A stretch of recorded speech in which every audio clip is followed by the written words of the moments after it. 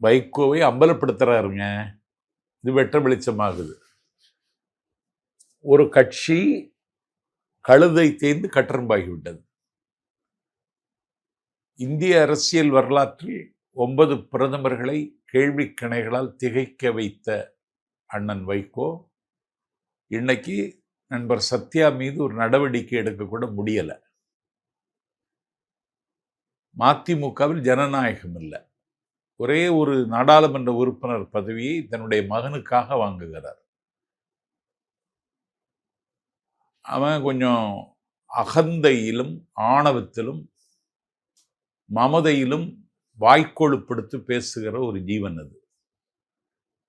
அவர் அந்த கட்சிக்கு சங்கடம் தருவாரே தவிர அந்த கட்சியை சமவெளிக்கு கொண்டு வருவதற்கு துரை வையாபுரி உதவ மாட்டார். இன்னைக்கு அவருடைய கட்டுப்பாட்டில் அண்ணா வைகோ வந்துட்டாரு. வைகோவுக்கு எந்த அதிகாரமும் இன்னைக்கு கிடையாது. இல்லை, கட்சியில் பிரச்சனைகள் இருக்கும், ஊசல் இருக்கும், நிறைய பேர் மாற்று கருத்துக்கள் முன்வைப்பாங்க, வெளியே போவாங்க. ஆனால் இதையெல்லாம் வைத்துக்கொண்டு கட்சி ஏதோ நல்லா இல்லை, கட்சி பாதித்து விட்டது அப்படின்றலாம் ஒரு சித்தரிப்பு உருவாக்குறாங்க. அது கிடையாது அப்படின்னு துரை வைகோ சொல்றாரு. கட்சி பாதிச்சிடுச்சு. ஒரு பொதுக்கூட்டம் போட சொல்லுங்க. செப்டம்பர் 15ஆம் தேதி நாங்க ஒரு விழா நடத்த போறோம் திருச்சியில. எத்தனை பேர் வருவாங்க?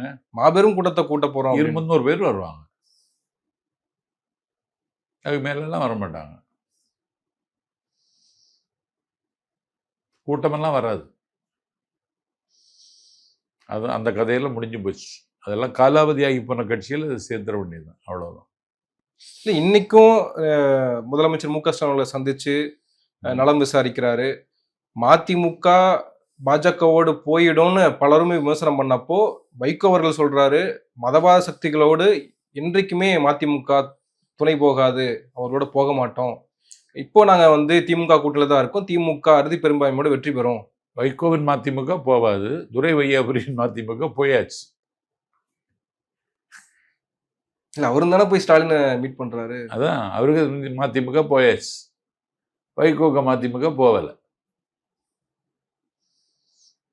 இல்ல, அவர் தானே அவர் தானே பொதுச் செயலாளராக இருக்காரு, அவர் தான் முடிவெடுப்பாரு. அவர் ஒவ்வொரு முடிவும் எடுக்க முடியாது. அவர் முடிவெடுக்கன்னா தூக்கி தூர வேண்டியது, எறிய வேண்டியதானே சத்யாவை.